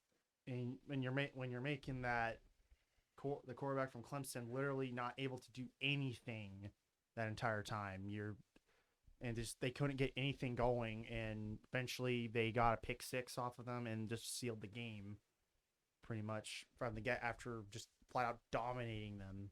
Yeah. Clemson just could not handle that defense. And then at number 3, we've got Ohio State, fresh off a win over Minnesota. That was kind of an interesting Thursday night game. It went kind of how I thought. Minnesota had some highs, they had some lows. Fortunately, you lose your starting running back for the season. I mean, you absolutely hate to see that. But Ohio State, I mean, they look good. The defense was a bit questionable, but I mean, it's week 1. They could always improve that. C.J. Stroud looked great. They deserve to be number 2. Yeah, there's a lot more to improve with Ohio State. I think they're proving that they're a much better team. Obviously, you got some kinks to work out on that defense, but on that, I expect they well-deserved position. Yeah, and then number 4, we got Oklahoma. A bit shaky start for the Sooners with the Tulane game, but I mean, they get Western Carolina this week. I would hope nothing bad happens there. I mean, I wouldn't expect it at all. I mean, if something does happen, there's a problem, obviously. But Oklahoma at 4, I think that's fair considering how that first week went. You have your kind of typical game under Lincoln Riley for OU where it's look good for a half, try to put a team away, stop running offense, defense gets tired from being out on the field too long. And this is something I talked about with Andrew on yesterday's show, but I mean, 4 I think is a good place for Oklahoma right now. Not the top dog, but still pretty well in the mix. I mean that with that first half, OU was played like the number 2 team, and then obviously you had that dip in where they just didn't really do anything as much. I know there was a few things that happened. Tulane just was playing a little better than they were in the first half, but they shouldn't drop out of the top 4. And really, unless they just start playing badly in a few games down the road, they should not be dropped out of the top 4. Exactly. No, I don't think anyone should jump them. And then at number 5, we have Texas A&M. They looked about as impressive as you would expect against Kent State. They looked dominant, and I mean, they did. AP decides move them up to 5 because at number 6 we have Clemson, who I mean, not very good offensively. The offensive line definitely some problems there. I mean, you had a drive where Uiagalelei gets sacked 3 times in a row. I mean, you have the pick 6. I mean, they were getting in. George's defense was just getting in his face the entire night. So I think 6 is a good spot for him now. I mean, you lost to a top 5 team. At the time was a top 5. Yeah. I mean, you're not going to drop very. And plus, it was a really close game. The Clemson defense did a good job holding Georgia down for majority of that game. But obviously, Clemson, you shouldn't be knocked out. Clemson should never be knocked out of where they're at. It's a deserved position unless they just start really messing up down the road. And then at number 7, we've got Cincinnati. The Bearcats, kind of the underdog of college football this year. A lot of people hoping to see them smash through and get into the playoff. I mean, they're in an absolute great position to do it. They've still got Indiana and Notre Dame on the schedule. Then if they can take care of business against those, why not put them in? Yeah. As long as they don't lose, they're in a pretty good spot. And speaking of Notre Dame, they're at number 8. Played a really good game against Florida State. Florida State playing a lot better than I expected them to. I think a lot better than most people expected them to. But there's not to get too much into. Yeah, because you guys talked about this last night. Not to get too much into it, but I mean, seeing Florida State being able to play well, I mean, it's just kind of nice to see that again. Look, yeah, because kind of been a while since it's been a while, good. Yeah. But getting to kind of the next 2 that go together, number 9 is Iowa State after losing to Iowa nearly. Nearly. I pulled a Yoda sentence on you where I say it and then reverse it. Just kind of one of those, make sure you're paying attention. But they nearly lose this game. They don't, obviously. That they wouldn't be anywhere near here. But I think dropping a few spots is good for them. I mean, honestly, 7, I think they were a little too highly ranked. In some aspect, I would have, at most, I only would have put them at 8 8 or 9. Where they're at right now, I think because they dropped, it might give them a bit more motivation to let's actually go in and play and let's beat Iowa. Yes. Who is right next to them. Yeah, Iowa jumps up to 10. From 18 to 10. An 8-spot jump. So this sets up a top 10 Iowa State, a Cy-Hawk trophy for the ages. I believe I saw where this is the first time ever both of them are playing each other in the top 10. That would be a very accurate statement. College game day will be there, 3:30, ABC. It's going to be an absolute just fun game to watch. These two together always are, not to get too ahead of myself for Thursday's show, but this is just always one of those games every year you just need to sit down and watch because it is so unpredictable. Yeah. And speaking of unpredictable, Penn State is at 11. They get an 8-point jump as well. I mean, I did not expect Penn State to jump this high. I expected them to move up quite a bit, but at 11, I mean, just kind of being real for yes, they had a hard fought game against Wisconsin. Obviously, the score ended up being the way it is, but besides their defenses, nothing about them really was the most impressive. Just a few mistakes by Wisconsin. I was not really impressed by the offense, really. Like the 43 yards in the first half where it was like, okay, they clearly can't do anything. And then you get one or two wide open passes in the second half, capitalize.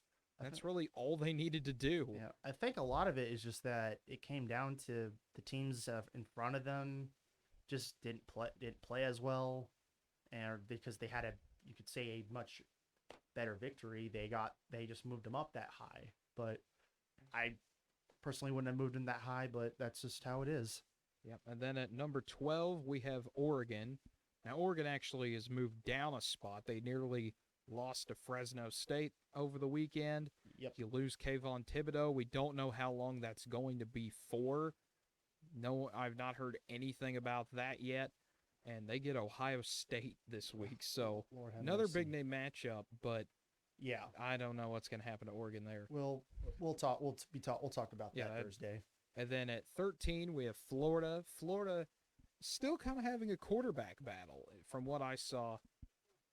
A lot of Gator fans were happy with Emory Jones. A lot more were happy with their backup quarterback. I can't remember his name off the top of my head, but he looked pretty impressive.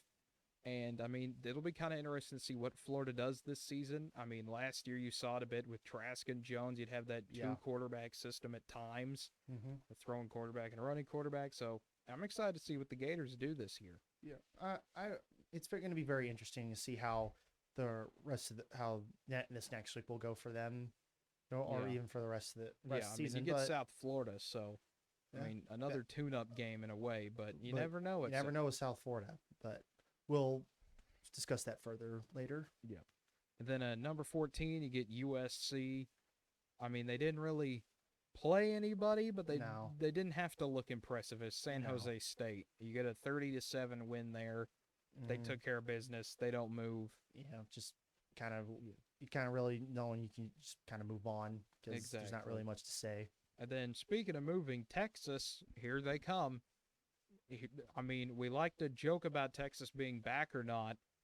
AP loves it. AP loves a win over Louisiana. Texas up to 15 now. I mean, you had an impressive victory over a ranked group of 5 team, which they were returning a bunch of their players from the previous season, and obviously a favorite to win the Sun Belt, and just really good overall. But I think Texas was played a lot better. I think was more mentally prepared. I want to be Texas just a well-deserved victory and deserved to move up quite where they are. Exactly. That's all I can say. And then the first big jump. UCLA makes it in at 16 after the big upset over LSU. I even predicted that would happen. Yeah, this one you got. But not how it happened. I predicted an upset, but not how it happened. But yeah, I did not expect UCLA to come in and basically just start blowing out LSU in the second half. Yeah, I was not expecting that at all. But I was expecting maybe 10, 13-point victory, eventually pulling away at the very end, or maybe just kind of keeping it a back and forth affair where you're still up. But the fact is that UCLA was just killing them in that second half. Yeah, Just, UCLA gets up like 18, I think, at one point. LSU did close the gap a bit, but just a bit, but it was UCLA was just too much. I think Chip Kelly has finally gotten the players in the system that he needs for the way he runs his offense. Obviously, I expect them to be even better. But yeah, I think UCLA, they really showed, at least to me, they can make a Pac-12 South run. And as we'll get down a little bit further, you see some other Pac-12 South teams in here as well. yeah, But speaking of number 17, we got Coastal Carolina. They're already crawling right back up the list. They get Kansas this week on Friday night. That's just kind of an that feels like a tune-up game for Coastal Carolina. Yeah, I mean, it honestly might be. It was their first game of the season last year. Now they get it in Conway on the teal turf. That'll be such a fun time for them. I mean, That'll be a Friday night game for that. it will, yes. And then at number 18, we have Wisconsin, who, I mean, the six spot drop for them. I mean, that's not a whole lot to say about it. Just defense played well. Yep. Offense didn't. Graham Mertz did not look great. No. You had some special teams mistakes where you get a 25-yard field goal blocked and things like that. You have 2 times this is something Andrew was talking about yesterday, was you had 2 drives that get inside the Penn State 40 in the final 5 minutes, and you come away with nothing both times. You mean literally two of the times they were late in the game threw an interception back to back. Exactly. And you can't do that. That's how you lose games. And then at number 19, you get Virginia Tech coming off a big upset over North Carolina. Just kind of like question, were they getting votes last week or were they not? I think they were getting a few. It was not a lot, but this is kind of one of those big jumps out of nowhere week 1. Maybe knee-jerk reaction. I think you never know really this early in the season. Personally, for me, Virginia Tech should be like outside the top 20. Like, I don't think they are 19 yet. Let the season keep playing as it is. But I mean, yes, they beat North Carolina fair and square. No doubt about it. But it's one of those things where I think it's a bit of a knee-jerk reaction. Now, North Carolina, I think how foul they dropped, but we'll get to them in a bit. But it's really just I think is they moved him up way too much. Well, speaking of a team that I think moved up a bit too much, Ole Miss is at 20. They beat Louisville, and they did so convincingly, but I mean, at the same time, I don't really know how good Louisville's going to be this year. Yeah. This was kind of a fun game. We had 4 players ejected for targeting in the first half, 2 on each side. It felt like every other play, you just kind of, anytime you saw a helmet come near anyone's head or neck, even if they didn't hit him there, anytime you saw, you're like, oh, that player's gone. He's about to get ejected. Yeah, pretty much. It was just pretty much a slaughter from Ole And the Miss. worst part is they were all correct calls from what I saw, at least the 3 that I saw. I saw people not happy about the first one, but, I mean, it was just one of those weird games where everything is targeting, and, I mean, from what I saw, they were mostly good calls. Now, 21, we have Utah. I thought Utah would jump up a little bit more, but they're 1 point behind Ole Miss.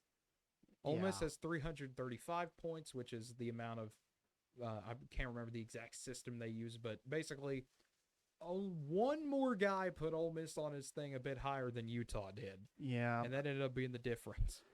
Yeah, I would say Ole Miss, if we're going to, Ole Miss obviously should be in the top 25 because they were literally just outside. And they got, obviously, because they convincingly beat Louisville. Utah should still be in front of them. Yeah, I would say Utah at 20. I like Virginia Tech at 19, actually, just because they look dominant on defense. That's true. That's fair, but I still don't think that was they should be, you could literally move everybody up a little. Yeah. In some aspects, but Ole Miss shouldn't be ahead of Utah. And then at 22, we have Miami of Florida. The Canes getting absolutely decimated by Alabama, as a lot of teams do. That's nothing against them. Yeah. But falling all the way to 22, dropping 8 spots. And then at 23, we have Arizona State. They make a little bit of a jump. They had a nice win over the weekend. And, I mean, not too much known about the Sun Devils yet. We'll obviously learn more about them as the season goes along. I think that's one of the few games I just completely overlooked with Arizona Well, it was a State. Pac-12 network game, so there's a reason for that. Yeah, but the fact that I still didn't even bother to check their score that on my part. But I mean, you won a game, move up, that's fine. Yeah, and then the big drop, 14 spot drop. North Carolina comes in at 24, and the hype has absolutely been destroyed around this team. So much I heard about how this is the year someone beats Clemson. How great of a coach Mac Brown is, which is true. He is a good coach. Great. He's a very good coach. How Sam Howell was going to win the Heisman, and how North Carolina was this amazing dark horse. Oh my goodness! I was just like, there's no way. I didn't expect them to lose to Virginia Tech. I didn't either. But the fact that this just shows you how quickly the landscape changes. We went from people on Twitter who I legitimately saw, and I mean, these weren't even North Carolina people, who said, look out for Sam Howell. This guy's going to win the Heisman.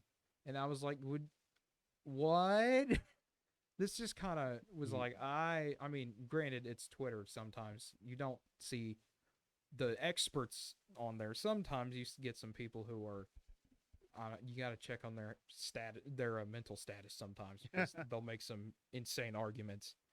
But North Carolina has gone from this amazing dark horse to, why is this team even in the top 25? They're terrible. Yeah. It's just amazing to see how one team's perception can go in an entire week. Yeah, I still think they just kind of had a bit of a letdown against Virginia Tech. I think they're still, like, I know people are like, well, obviously your hype has died, but you can still turn it around. Yeah, you can still have a good season. I do expect them to bounce back from this loss and beat whoever they play. But once again, I think they dropped a little too hard. I probably would have only dropped them maybe like 9 spots, just to kind of be a little fair to them in some aspects. But because you put Virginia Tech in the top 25, so I still think it was a bit unfair in some aspects. But once again, I'm not the one making these votes, so it's whatever. But we'll get to our next team, on the last team on this list. And then the last team is Auburn at number 25. Yeah, they come in. I mean, they dropped 60 on Akron, I believe it was. That's not surprising. That a lot of teams, you should be able to drop 60 on Akron. Well, I mean, unless you're just not that good. I mean, it was one of those, no one really knew what to think of Auburn. Bo Nix, from what I've seen and heard, played very well. Now, granted, it is Akron, but at the same time, it's just good to see him playing good after, taking a beating last year. Mm-hmm. And then kind of looking at some of the receiving votes here, just to kind of give you a glimpse of who's outside the top 25 looking in. And the first team out is TCU, who actually they played Duquesne. They played an FCS team. It was actually kind of fun. One of my friends I went to high school with caught a touchdown pass for TCU today. Nice. In that game. So that was pretty neat to hear about. And then North Carolina State essentially is number 27. UCF coming off that big comeback win against Boise at 28. Liberty at 29. LSU is tied with Liberty at 29. I guess I would put LSU at 30 if we're breaking ties here. Yeah. But then you got Michigan, Oklahoma State, Indiana, Michigan State, Nevada is kind of your next 5 out after that. And then after that, you get kind of to so low it doesn't even count. Like, these teams did not even get 15 points on it, but I'm going to list them anyway just because they're here. And some of them deserve to be mentioned still, like Kansas State, Louisiana, BYU, who had a win over Arizona, Boston College, Ball State, Maryland. Maryland looked good against West Virginia. Yeah. UAB, Arizona, Florida State, Kentucky, Army, Texas Tech, and even App State getting one lonely vote. So congrats to them. Someone likes them. Well, at least they got a chance to get a lot more. They get Miami this week. So. Yeah, but you gotta with some of these teams like Kansas State playing Stanford and just basically just they didn't like stats wise it didn't look impressive, but the fact they won 24-7 despite having 10 minutes less possession than Stanford is really weird, because it's like you expect Kansas State to be the one just to hold on to the football the whole time. But obviously, K-State just showing a good victory, getting one over the Pac-12, and then some of these other schools, it's like they deserve the votes that they're getting, but just like really, just like you're not just really sure how this is gonna be. Yeah, well, not to harp on what I said yesterday and not to drag too much since we'll be back in here Thursday, but I think if Ohio State beats Oregon, this is kind of one of my bigger takeaways from the AP poll coming out today. Mm-hmm. If Ohio State beats Oregon and USC drops any game, pick a game, and they lose it, the Pac-12 is in a whole lot of trouble. They have to hope UCLA runs the table. Yeah, you've got That's the only way you're going to hope to get a team in. And we know what the Pac-12 likes to do. Everyone has seen Pac-12 after dark.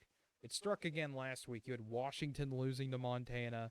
You had Utah State coming back in the final 5 minutes to beat Washington State.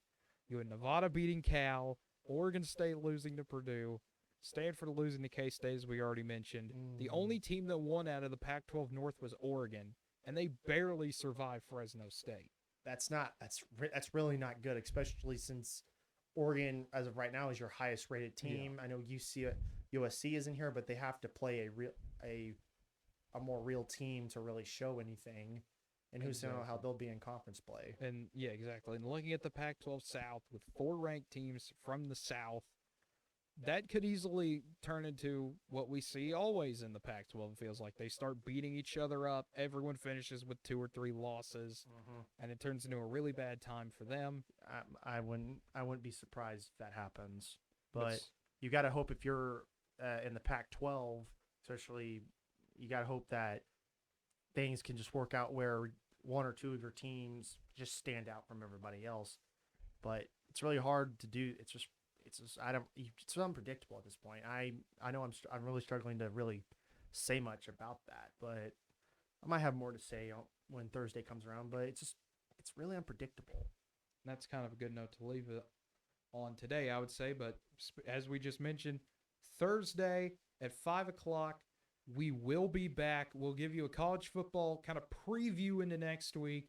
We'll talk a bit more about some of these big games coming up. I mean, there are a lot of fun games this week that you wouldn't really think about because you look at them and you're like, okay, well, that's ranked versus unranked.